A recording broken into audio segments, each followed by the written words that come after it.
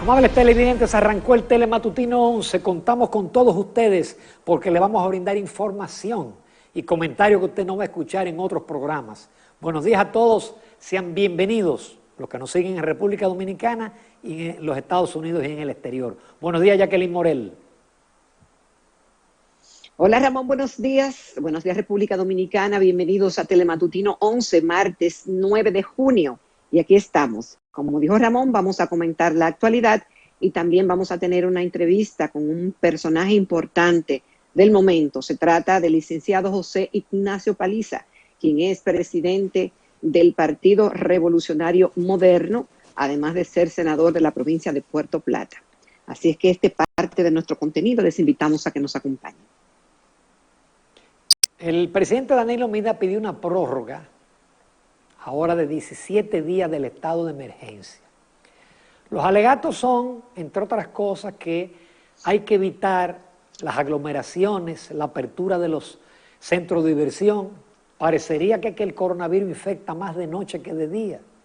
Pero entonces cuando uno ve las imágenes de la gente en los barrios tomando, en la calle, sin mascarilla, usted dice, entonces, ¿de qué vale el toque de queda si las autoridades no están prestas a evitar esas aglomeraciones? ¿De qué sirve entonces el estado de emergencia? Para que el gobierno siga gastando a manos sueltas a favor de la campaña del candidato. Para que un grupo de suplidores y funcionarios se sigan haciendo más ricos con ventas sobrevaluadas. O para que el candidato Gonzalo Castillo pueda hacer campaña después del toque de queda repartiendo cosas y la oposición no pueda. Para eso no vale la pena la extensión del estado de emergencia. Ramón, habría que tomar en consideración lo que dicen las autoridades del área sanitaria, no solamente de las informaciones y de lo que dice el propio ministro de Salud Pública, que favorece la extensión del periodo de emergencia, porque no se puede aflojar en medio de este panorama las medidas que se han venido aplicando en el país para combatir el COVID-19. La Organización Mundial de la Salud ha dicho que el COVID ha empeorado, si bien es cierto que ha mejorado en algunos países, como en Europa, en América Latina y en algunos países de Asia, la situación ha empeorado. En el caso de la República Dominicana, yo pienso que es importante, además de escuchar lo que diga el gobierno, lo que digan el ministro de Salud, la parte sanitaria, también sería importante escuchar lo que dicen otros epidemiólogos independientes y profesionales del área de la salud y de la economía y armonizar criterios. Obviamente esta es una decisión que debe ser tomada, es decir, esas opiniones sopesada a ver la conveniencia o no de la prolongación del estado de emergencia. Y lo que es peor, Ramón, acabo de ver hace un momento en las redes y traté de enviártelo para que tú lo vieras, pero no supe cómo hacerlo, de una reunión anoche en Villas Agrícolas. Había una fiesta ahí, según esas imágenes que están en Facebook, donde había una cercanía tremenda, cero distanciamiento, muy pocos con mascarilla. Y lo peor del caso es que según denunciaron algunos de los que opinaron, esto se estaba dando en complicidad con la policía, que les pagaban para que no lo molestara. No sabemos la veracidad de esto. Es una denuncia. No. ¿Ah? Hay muchas imágenes, Jacqueline, en las redes de actividades en los barrios donde no se respeta el distanciamiento físico. Entonces, ¿de qué sirve el toque de queda si van a seguir los contagios? Que, por cierto, hablando de los contagios, Ito Bisonó denunciaba que cada vez que viene el estado de emergencia, aumentan los casos. Yo llevo un registro de todos los boletines del Ministerio de Salud y de verdad que es raro. Por ejemplo, el 18 y 19 de mayo, donde era la prórroga número 3, se presentaron 408 y 498 casos nuevos. Claro, hubo más pruebas. El 28 de mayo, cuando la prórroga anterior se presentaron 459 casos. Y en el día de ayer, 526 casos. Cuando usted compara, usted nota que hay como un patrón de comportamiento, que cuando viene la prórroga de estado de emergencia, se disparan los casos. Cuando pasa eso, vuelven y bajan. Yo, personalmente, aunque desde el punto de vista de salud, si se hiciera cumplir al pueblo estrictamente, eso porque no es solamente en la noche, hoy los carros públicos con 6 gente y 7 gente en el día, y la gente sin mascarilla en el día, es igual de peligroso que en la noche. El tema de los centros de diversión, eso está en fase 4. Lo que pasa es que el gobierno le está dando un uso político a este estado de emergencia. Y vamos a llegar al estado de emergencia a las elecciones. Definitivamente pareciera no. que sí, Ramón, porque termina la fase número 4, terminaría a principios de julio. Y dentro de los argumentos del Poder Ejecutivo para solicitar la extensión del periodo de emergencia, hace una media y dice que los países la han aplicado entre 90, creo, y 112 días. Y que aquí no estamos en esa cantidad de tiempo todavía y que se hace necesario la misma. Lo cierto es que tenemos La idea es que la gente llegue asustada a las elecciones, en estado de emergencia, y vamos a ver que los casos se van a disparar. En la medida que lleguemos a las elecciones, ustedes verán que van a hacer 3.000 pruebas para mostrar que la cosa está muy difícil y atemorizar a la población. De eso se trata. Pero pasando a otros temas, porque tenemos muchos temas, Jacqueline, la política sigue activa. Leonel Fernández estuvo anoche en el programa de CDN, una entrevista de 1 hora interesante. Él dice que el país tiene muchos problemas y todavía él se siente en la necesidad de estar en la palestra. Habló de las pruebas rápidas, habló de las inversiones que él hizo en educación cuando le preguntaron del 4%. Habló también de cómo la institucionalidad se ha decaído en los últimos años. En fin, una entrevista sumamente interesante de 1 hora entre 3 panelistas que lo foguearon, lo bombardearon con preguntas inteligentes. Bueno, y hablando de entrevista también, la vicepresidenta de la República tomó una licencia del Gabinete Social para tirarse a las calles. También dio una entrevista a un programa de televisión y, bueno, hizo muchísimas revelaciones hasta de su vida personal. Lo cierto es que vamos a ver a Margarita Cedeño en las calles de Fernández en estos días. Y hay otra encuesta, Ramón, de análisis y cuantificaciones y da resultados muy parecidos a lo que mostró hace unos días. Luis Abinader un 51%, Gonzalo Castillo un 33% y Leonel Fernández 8 puntos y pico. No desesperéis que aparentemente Gallup está por ahí. Por otro lado, Gonzalo Castillo anoche trató de explicar las obras que él iba a desarrollar para reactivar la economía y su financiamiento. Él habla de las relaciones público-privadas, él habla del fideicomiso y habla de las dichosas 100.000 viviendas. Y yo quiero repetir algo que he dicho mucho porque es bueno que la gente lo escuche. Balaguer dedicaba el 80% del presupuesto a obras y el 20% a gastos corrientes. Eso después que salió Balaguer de poder se ha invertido. Ahora es un 80 aún más en gasto corriente y un 15 en gasto de inversión. Y Joaquín Balaguer solamente pudo hacer 78.000 viviendas en 12 años a una tasa de 6.500 viviendas cada año. Pero este gobierno, con las mismas figuras que dice Gonzalo Castillo, el fideicomiso, la alianza pública-privada, inició en el 2013 la ciudad Juan Bosch, puso la tierra, puso la infraestructura y los contratistas, los constructores, hacer las viviendas.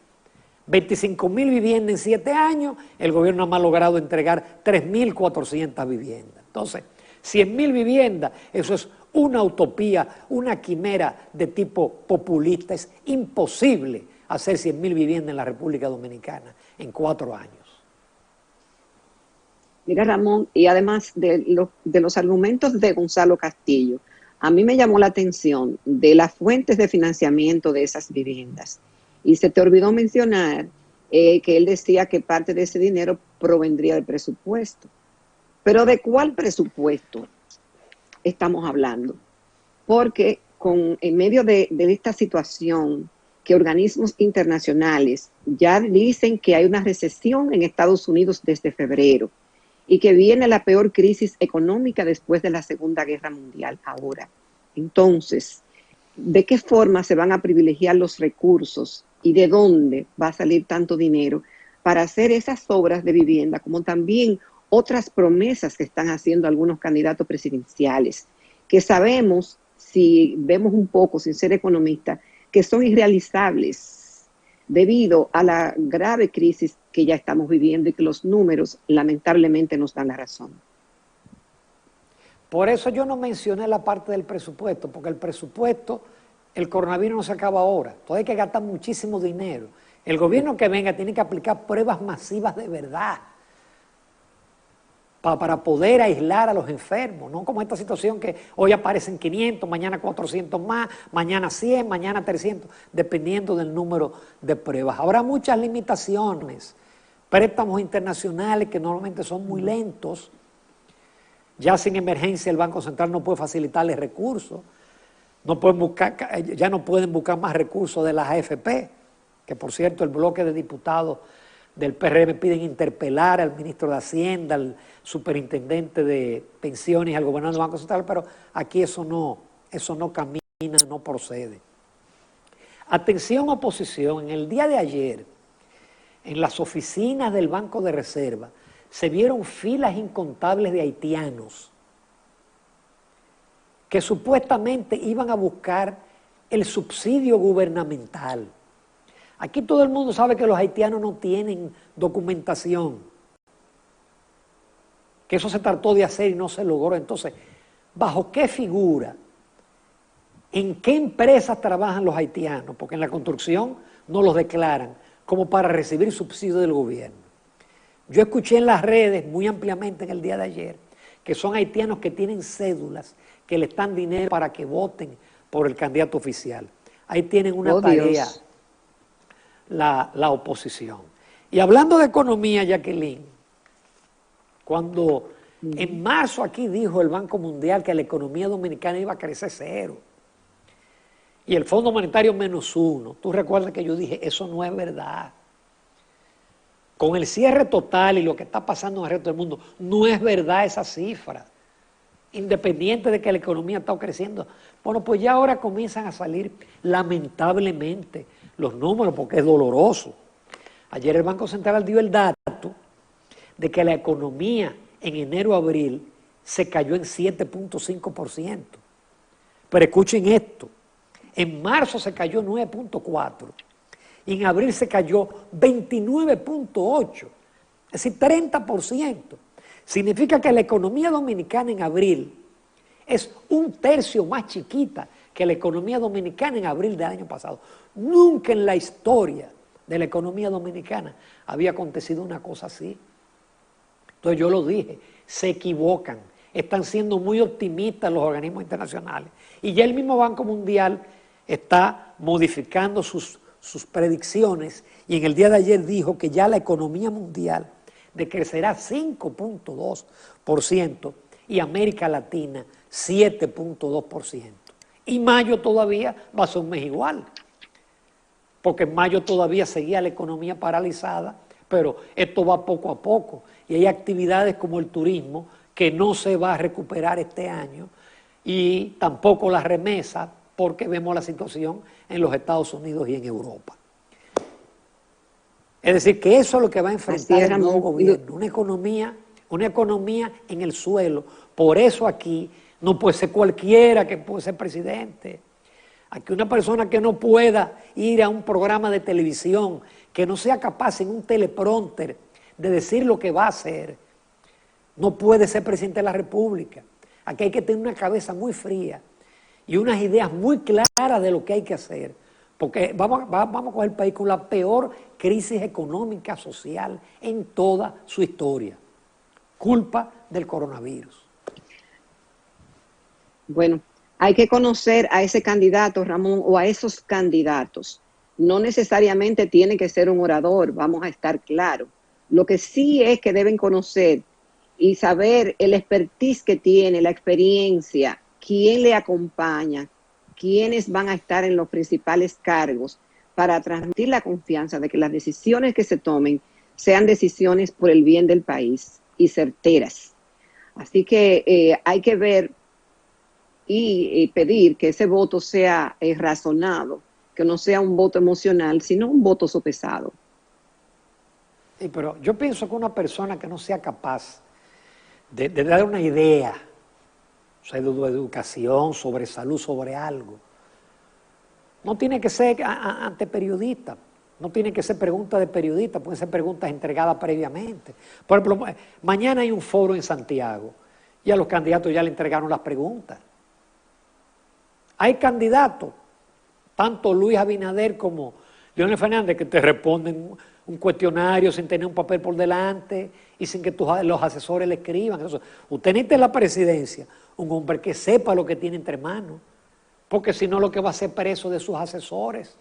Para además, nosotros necesitamos un gobierno que garantice el cese de la impunidad y el cese de la corrupción, porque que tenemos un presupuesto muy chiquitico, con pocos recursos, con muchas necesidades, pero no pueden seguirse robando los cuartos, con sobrevaluación en un momento de crisis y con un grupito de suplidores haciéndose más ricos cada día. Eso es lo que yo creo que nosotros necesitamos, un gobierno que venga a manejar con pulcritud y honestidad los recursos.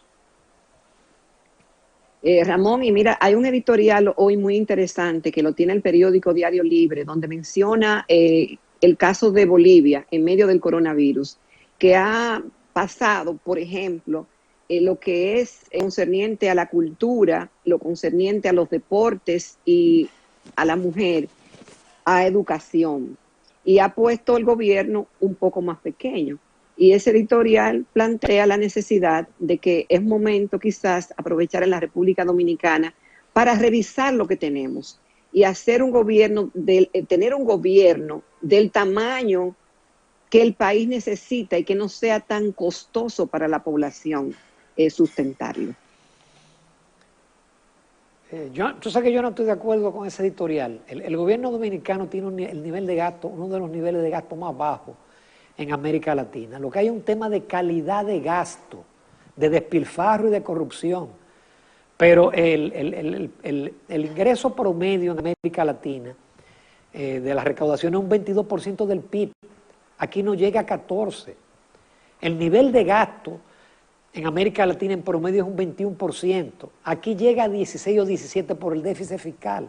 El problema es la mala forma como se gasta, como se roba y se despilfarra. Y eso tiene solución. Eso depende de voluntad política. Nos vamos a comerciales.